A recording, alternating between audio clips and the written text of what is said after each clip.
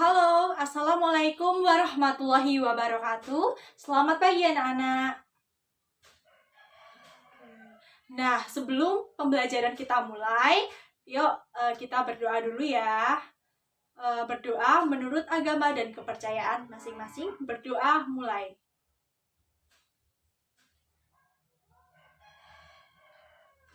Cukup? Apa kabar anak-anak? Alhamdulillah. Itu kenapa Mbak Nurul kok kayak lemes? Udah sarapan? Oh, alhamdulillah kalau udah. Semangat ya. Nah, sebelum kita memulai pembelajaran hari ini, coba coba kalian lihat teman di samping kalian. Ada nggak yang belum datang atau sudah lengkap? Ayo. Lengkap? Oke, alhamdulillah. Berarti sudah lengkap ya.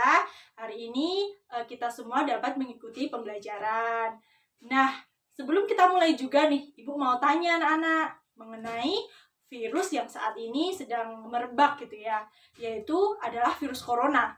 Ibu mau tanya nih, kenapa ya virus corona itu akhirnya dapat menginfeksi tubuh seseorang? Kenapa dia itu berhasil gitu menginfeksi tubuh seseorang? Yuk, siapa yang ingin menjawab? Ayo Mbak, silahkan. Oke, berarti Mbak Tiwi menjawab karena ini ya kita kurang sayur gitu ya Mbak. Oke, boleh. Yuk, siapa lagi? Oke, silahkan Mas Yap.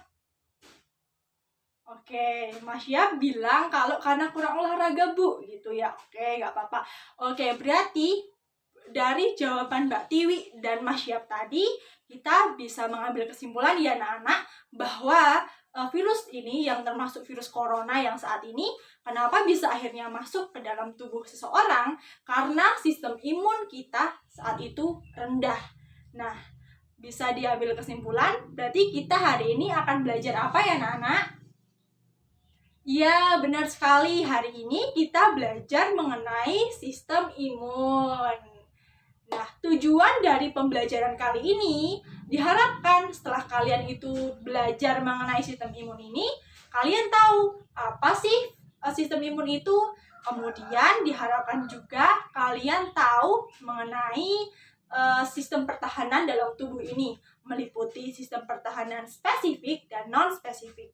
Kemudian diharapkan juga setelah mengikuti pembelajaran ini, kalian jadi tahu bagaimana sih mekanisme antibodi ini dapat mengalahkan si antigen seperti itu.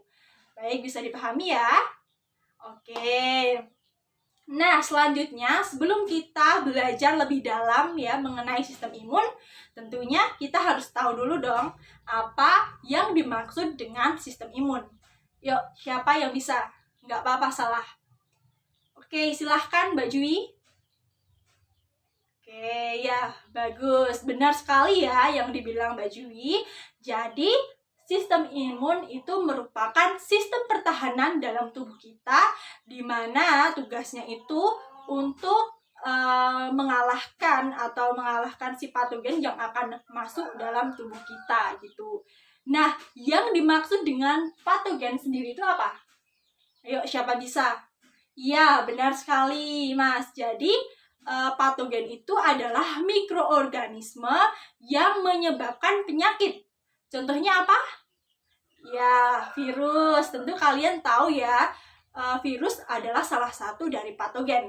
Tapi ternyata Nana, selain virus, patogen itu ada fungi, kemudian juga ada protozoa, kemudian juga ada bakteri, dan organisme penginfeksi lainnya. Jadi ternyata nggak cuma virus ya anak-anak. Nah, setelah kita paham nih mengenai apa sih sistem imun itu, kita juga harus tahu fungsinya. Yuk, siapa yang tahu fungsi dari sistem imun? Ya, silahkan Mbak Prisil. Oke, benar ya yang dibilang Mbak Prisil tadi bahwa fungsi imun itu ya untuk mencegah agar patogen itu nggak masuk atau nggak masuk dalam tubuh kita gitu ya. Tapi analoginya seperti ini anak-anak, sebentar. Nah, kalian bisa lihat ya ini apa? Ya tentara gitu ya. Terus yang ini adalah virus. Nah, fungsinya itu sebenarnya apa ya? Kita bisa analogikan sebagai berikut. Sebenarnya anak-anak kita analogikan sistem imun ini adalah tentara. Dimana kalau tentara di dunia nyata gitu kan, dia itu menjaga kedaulatan NKRI. Tapi kalau sistem imun, ini dia itu menjaga ketahanan tubuh kita oleh si patogen ini. Nah, sekarang kita lihat ya. Nah, gini. Kalau ini diibaratkan monster, si virus ini diibaratkan monster ini akan menyerang kerajaan anak-anak, di mana kerajaan kita umpamakan virus corona. Jadi kerajaan kita ini adalah sistem pertahanan di mana saluran pernafasan dan juga paru-paru kita. Nah, si monster ini akan menyerang sistem pernafasan kita, tapi ada tentara yang menjaga anak-anak, yaitu disebut dengan apa? Ya, benar sekali, disebut dengan sistem imun. Nah, kemudian sistem imun ini akan datang anak-anak, kemudian sistem imun ini akan menyerang si patogen yang masuk ini, atau si virus ini ya. Nah, si sistem imun ini dia itu bekerja sangat keras untuk melawan agar si monster ini tidak bisa masuk ke sistem pernafasan kita. Seperti itu ya, kalau ini tadi kita bahas mengenai virus corona. Jadi seperti itu ya fungsi si sistem imun ini. Oke.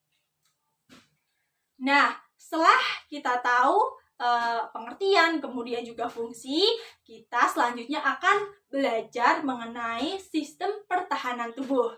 Nah, kan kemarin kan Ibu udah bilang ya untuk mempelajari dulu nih. Nah, siapa yang udah belajar? Oke, alhamdulillah semuanya udah belajar ya. Nah, lalu apa ya kira-kira sistem pertahanan itu ada berapa ya, anak-anak? Benar sekali, 2. Apa saja? Iya, benar sekali ya. Rata-rata kalian bisa menjawab, berarti kalian benar-benar sudah belajar, alhamdulillah. Jadi sistem pertahanan tubuh itu ada 2 ya, yaitu sistem pertahanan non-spesifik dan juga spesifik. Yuk kita pelajari. Nah, anak-anak, Ibu analogikan sistem pertahanan seperti berikut. Oke, di belakang kelihatan? Alhamdulillah kelihatan ya. Nah, tadi kan anak-anak kan sudah tahu ya bahwa sistem pertahanan tubuh itu ada 2, yaitu non-spesifik dan juga spesifik. Nah, coba anak-anak lihat. Nah, di lapisan 1 dan 2 ini kita namakan sistem pertahanan non-spesifik. Ingat-ingat. Kemudian di lapisan yang ketiga ini kita analogikan ini sebagai sistem pertahanan tubuh yang spesifik. Nah, ini. Oh, ternyata di sini ada. Oke, nah, ini adalah patogen atau benda asing dari luar. Oke, ketika dia ingin masuk, dia ditahan oleh lapisan yang pertama. Kemudian kalau ternyata lolos, dia akan diserang oleh lapisan yang kedua. Nah, ternyata dia lolos lagi, dia akan diserang ke lapisan yang ketiga, seperti itu. Nah, sekarang kita bahas satu-satu ya. Nah, di lapisan ternyata anak-anak, tadi kan ada lapisan non-spesifik dan spesifik nih. Nah, kemudian ternyata sistem pertahanan non-spesifik itu dibagi menjadi 2 lagi. Ayo, siapa yang tahu? Ayo, silahkan Mbak Nurul. Iya, benar sekali ya anak-anak yang dikatakan Mbak Nurul. Jadi sistem pertahanan tubuh non-spesifik itu dibedakan lagi menjadi 2, yaitu eksternal dan juga internal. Nah, coba kalian lihat di sini. Pada nomor 1 ini, kalian tahu ya, ini nomor 1 dan 2 ini kita ibaratkan tadi apa? Iya, benar sekali, sistem imun non-spesifik. Ya, nah, di lapisan pertama ini, yang ke-1 ini, kelihatan kan? Ini adalah sistem pertahanan tubuh non-spesifik yang eksternal. Kemudian yang lapisan 2 ini kita ibaratkan apa, anak-anak? Iya, benar sekali ya.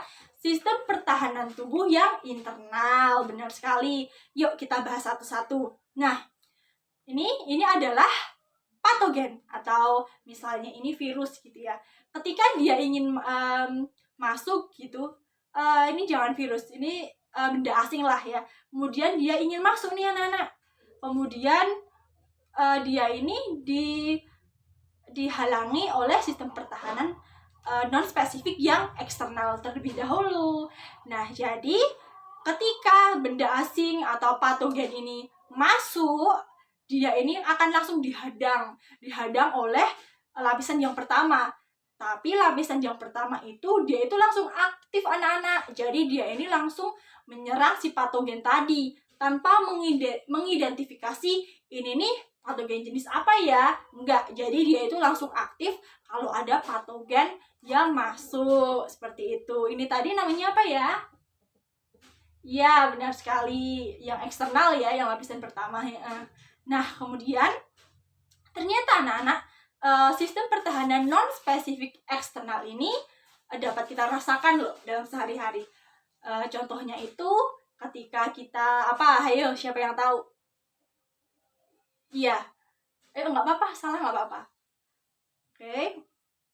Nah, benar sekali ya yang dikatakan oleh Mbak Viva ya. Oke ya, Mbak Viva. Jadi Mbak Viva tadi bilang bahwa contohnya itu ketika kita kelilipan, Bu, gitu ya. Ketika kita kelilipan, debu itu langsung di mata kita karena debu langsung keluar air mata gitu. Iya, benar sekali ya anak-anak. Itu adalah salah satu sistem pertahanan yang non spesifik yang eksternal seperti itu. Selain air mata, yang termasuk itu ada kulit, kemudian juga air liur kita ini juga termasuk, kemudian silia dan yang lainnya. Oke, sampai sini paham? Alhamdulillah kalau paham. Nah, sekarang kita lanjut ke lapisan yang kedua. Tadi dinamakan apa ya? Betul, sistem pertahanan tubuh non-spesifik yang internal. Nah, patogen itu kan masuk nih di lapisan kedua ini. Nah, kemudian dihadang.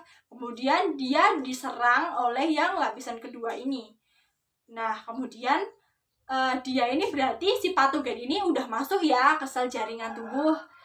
Nah, kemudian dia diserang oleh lapisan yang kedua. Nah, lapisan yang kedua ini anak-anak sebenarnya itu tersusun dari 3 komponen. Yuk, siapa yang tahu? Gak apa-apa, salah gak apa-apa ya. Yuk, coba silahkan. Mbak Nana? Iya. Oke, yang satu tadi apa? Fagosit, bener. Yang kedua? Non-fagosit, bener. Yang ketiga? Nah, lupa. Yuk, siapa yang ingin membantu Mbak Nana? Yang ketiga Mbak Nana lupa. Oke, silahkan. Mbak Ubay? Ya. Oke, yang ketiga adalah protein pertahanan. Benar sekali ya. Jadi yang menyusun lapisan kedua ini ada 3 komponen. Yang pertama ada fagosit, yang kedua non-fagosit, yang ketiga ada protein pertahanan. Nah, kalian harus tugasnya kalian nanti dicari tahu ya sebenarnya apa sih itu 3 komponen tersebut. Nah, kemudian juga ternyata selain 3 itu ada yang namanya proses inflamasi. Kalian juga harus cari ya ntar. Oke, paham? Alhamdulillah. Kalau paham, kita sekarang lanjut ke yang lapisan yang ketiga atau lapisan yang terakhir, yaitu dinamakan apa tadi anak-anak? Apa? Iya, benar sekali. Sistem pertahanan tubuh yang spesifik. Nah, ketika patogen itu masuk nih, dia akan dihadang oleh sistem pertahanan tubuh yang spesifik. Nah, di dalam kenapa dikatakan spesifik anak-anak? Siapa yang tahu? Oke, nggak ada yang tahu? Oke, jadi anak-anak dikatakan spesifik karena patogen yang masuk ini setelah di lapisan terakhir ini dia akan diidentifikasi. Jenis apa sih? Ini itu patogen apa sih namanya? Gitu. Jadinya namanya ya ini sistem pertahanan spesifik. Nah, yang bekerja itu ada sel limfosit anak-anak, yaitu sel limfosit apa? Siapa yang tahu? Iya, benar. B dan T. Nah, langsung gimana sih prosesnya gitu ya? Nah, untuk mengetahui prosesnya, kita akan belajar habis ini ya anak-anak. Tapi ini yang tadi ini udah paham kan? Alhamdulillah, kita lanjut kalau sudah paham.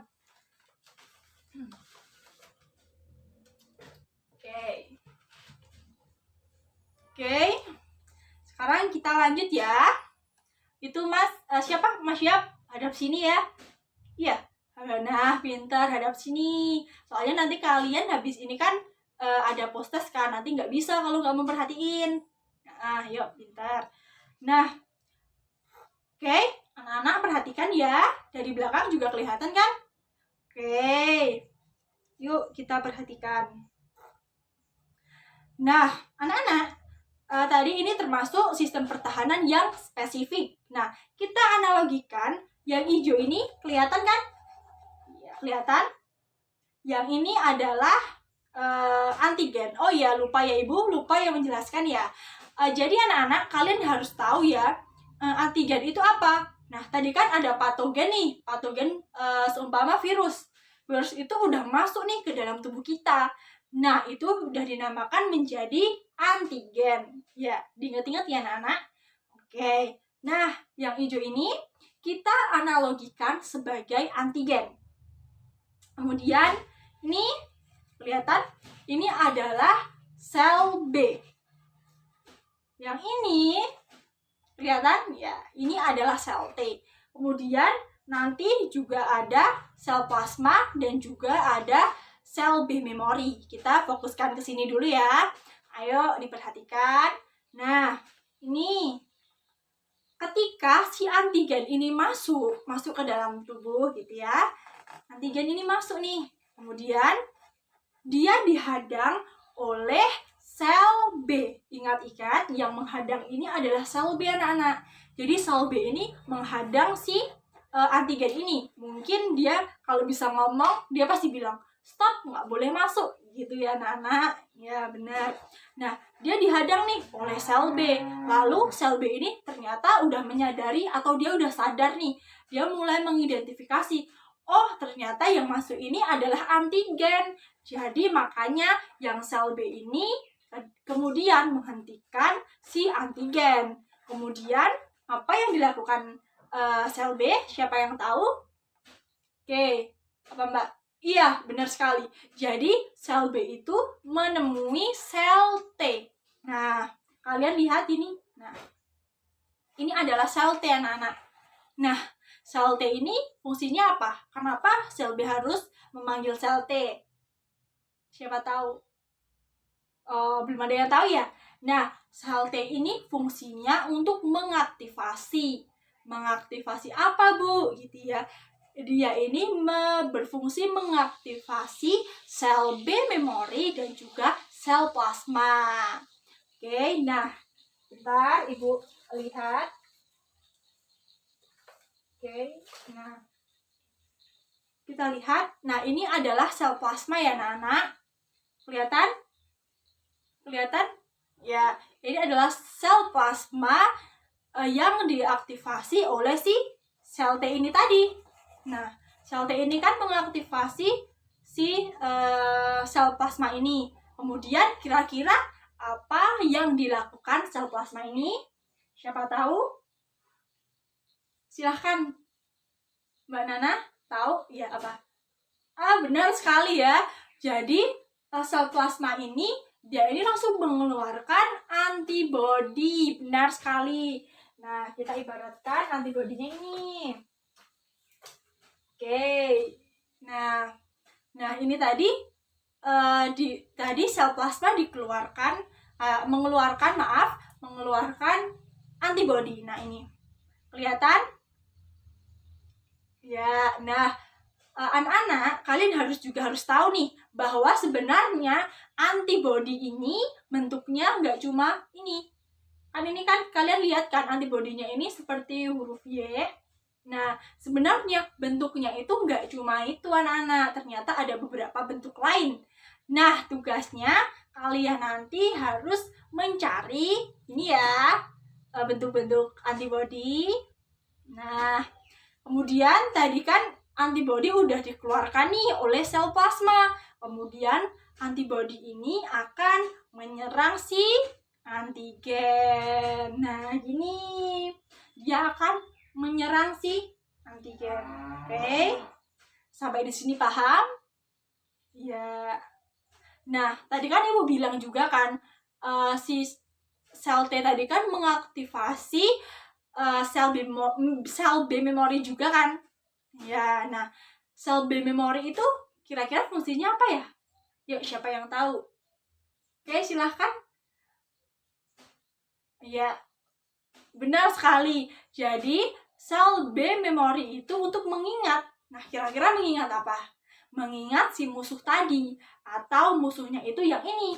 Yang si antigen ini. Jadi, musuhnya ini ya, anak-anak. Nah, setelah antibody itu menyerang si antigen, nah akhirnya si sel B memori itu bekerja, anak-anak. Dia mencari tahu atau dia ini mengingat, oh ini antigen ini nih gitu. Jadi fungsinya apa ya? Kenapa harus diingat? Ada yang tahu? Apa Mbak? Iya, benar sekali ya Mbak. Jadi fungsinya sel B memori itu mengingat. Kenapa mengingat?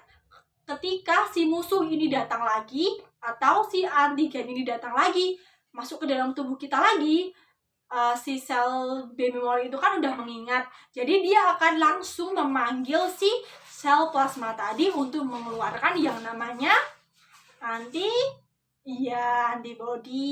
Jadi seperti itu ya mekanismenya, bagaimana sih sistem imun kita dapat bekerja untuk melawan si antigen. Sampai di sini ada pertanyaan, sudah jelas? Alhamdulillah kalau jelas, nggak ada yang tanya nih, beneran udah paham? Oke, silahkan, ada pertanyaan ya? Oke, Mbak Nurul. Oke, anak-anak, Mbak Nurul tanya nih, berarti tadi kan Ibu kan udah jelasin ini ya, bagaimana si antibody ini dapat mengalahkan si antigen. Mbak Nurul tanya nih, loh berarti apakah antigen itu selalu, si antibody ini akan selalu menang? Jawabannya tentu tidak, anak-anak ya. Jawabannya tidak. Jadi bisa saja antibody ini kalah. Nah, bisa saja antibody ini akan kalah dari yang namanya antigen ini. Kapan antibody atau sistem imun kita ini akan kalah? Jawabannya apa? Iya, benar sekali. Jadi akan kalah ketika sistem imun kita ini rendah. Jadi kalau sistem imun kita ini lemah, anak-anak, yang pastinya sistem imun kita ini nggak akan bisa melawan yang namanya antigen ini. Akhirnya apa? Akhirnya ya mungkin kita akan sakit. Akhirnya antigen ini akan menginfeksi tubuh kita. Nah, jadi penting ya ternyata untuk menjaga sistem imun kita ini, penting nggak? Benar sekali ya, sangat penting. Jadi kalau sistem imun kita ini kuat, maka antibody ini akan mengalahkan si antigen. Tapi kalau sistem imun kita lemah, maka ya itu tadi, kita nggak bisa mengalahkan si antibody kita. Akhirnya kita akan sakit seperti itu. Sampai sini paham? Oke, kalau paham, yuk salah satu sebelum kita post test, salah satu menyimpulkan kegiatan pembelajaran hari ini. Yuk, siapa? Oke, silahkan Mbak. Oke.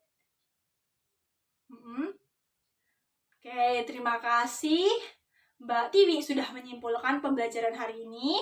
Nah, benar sekali ya anak-anak. Jadi, hari ini kita sudah membahas mengenai pengertian dari sistem imun. Kita sudah mengetahui sistem pertahanan dalam tubuh, yaitu ada sistem pertahanan non-spesifik dan juga spesifik, di mana sistem pertahanan tubuh non-spesifik dibagi lagi menjadi dua, yaitu eksternal dan internal. Kemudian kita juga sudah mengetahui mekanisme atau bagaimana sih antibody ini dapat mengalahkan si antigen tersebut. Oke, sampai sini paham?